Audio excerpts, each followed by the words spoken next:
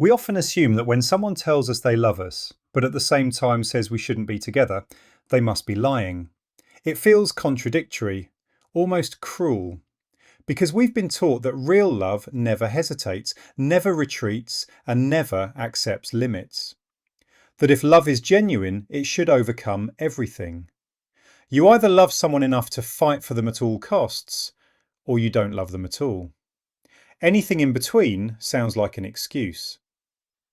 This belief comes from a deeply romantic way of thinking, one that places love above reality. According to this view, true love exists in a vacuum. It ignores context, timing, responsibilities, and consequences. If the feelings are strong enough, we assume that everything else will somehow work itself out. From this perspective, nothing should stand in the way. Not children from a previous relationship, not financial instability, not emotional wounds, distance, mental health struggles, cultural differences, or completely different visions of the future. Love, we're told, always finds a solution. And if it doesn't, then maybe it wasn't love at all. But this idea sounds far better in movies than it does in real life. Because real life has limits. Real life has pressure. Real life has exhaustion, resentment, sacrifices that accumulate quietly over time. And there is another way of understanding love, one that is far less romanticised, but far more honest. This perspective doesn't deny emotions. It doesn't dismiss attachment or connection. Instead, it places love inside reality, not above it. It recognises that even the most sincere feelings cannot erase constant distance, incompatible values, unequal effort, social pressure, or two lives moving in opposite directions. Love, in this sense, is not just about intensity, it's about sustainability. And that's where things become uncomfortable. Because we have to ask ourselves something we usually avoid. If love is about care, about wanting the other person to be safe, stable, and emotionally well, then what happens when being together repeatedly puts them in distress? Can a relationship still be called loving if it requires constant self-betrayal? If one or both people are always sacrificing their peace, their goals, or their mental health just to keep it alive?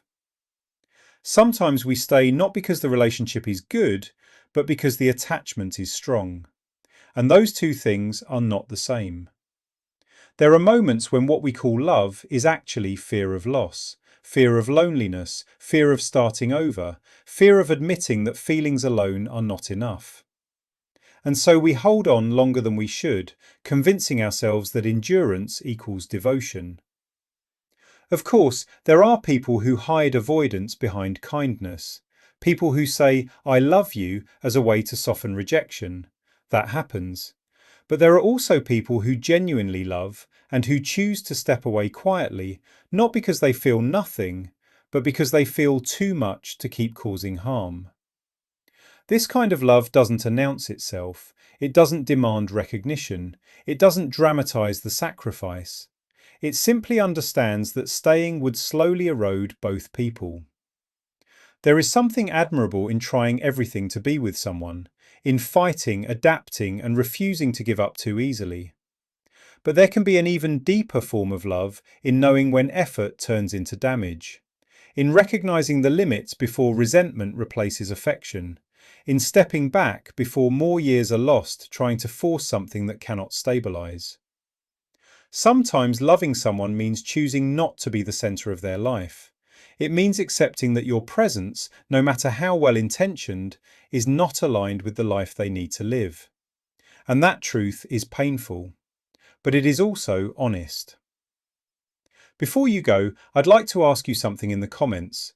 Have you ever loved someone deeply, but knew that staying together would slowly hurt both of you?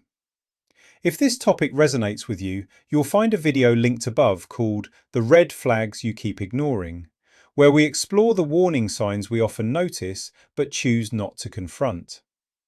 And if this content helps you reflect on your relationships, subscribe to the channel, give the video a like, and stay with us as we continue exploring love, psychology, and emotional clarity.